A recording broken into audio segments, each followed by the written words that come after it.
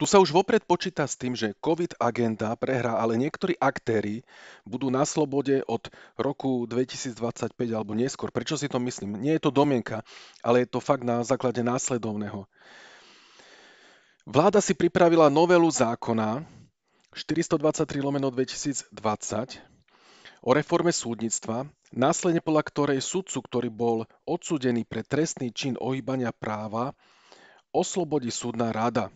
Áno, je to absurdita, ale je to platné od 1. januára 2025. Marcela Kosová vykopla Jana Mazáka zo súdnej rady.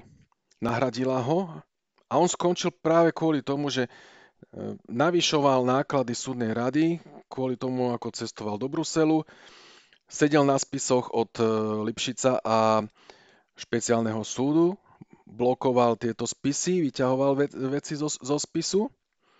A Ján Mazák, on pôsobil na ústavnom súde od roku 2000 a ako vieme, COVID je o ľudských právach, o ničom inom. Tam je celý problém a ohýbania práva len okolo ľudských práv a to má na svedomí len ústavný súd. Ten môže posudzovať ústavu a takéto ľudské práva. A pán Mazák pôsobil aj na Súdnom dvore EÚ a na Európskom súde pre ľudské práva, kde náš ústavný súd je predĺženou rukou Európskeho súdu pre ľudské práva a posudzuje Európsky dohovor o ľudských právach. A od roku 2020, od 23. apríla, pôsobil na súdnej rade. Takže tento človek je vlastne spojkou medzi súdnou radou a ústavným súdom, ktorý musí ľudské práva v prípade covidu posudzovať. A je to veľmi loajálny človek.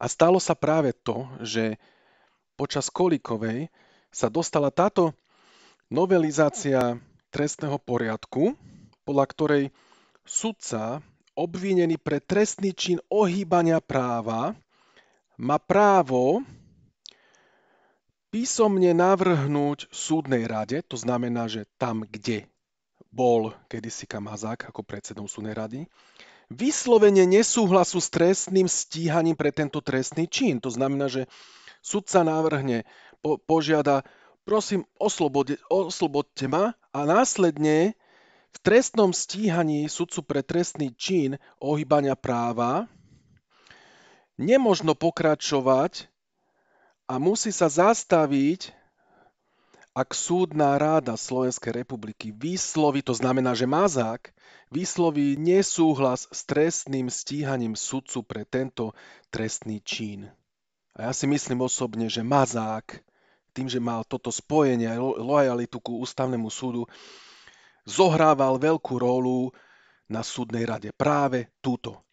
A Kolíková a Matovičová garnitúra pripravila práve túto novelizáciu, ktorá mala byť platná od roku 2025. Keď si pozrete trestný poriadok, tu sú presne tie časti, ktoré boli vsunuté do trestného poriadku a vidíte, že 423, to je to, odkiaľ sa vychádzalo, to je tá novelizácia zákona, jedného paragrafu, druhého, deto. Máme to v trestnom poriadku. Našťastie Mazák tam už nie je v súdnej rade, ale podľa tohto je možno postupovať a oslobodiť sudcu, ktorý ohýbal právo napríklad aj v prípade covidu.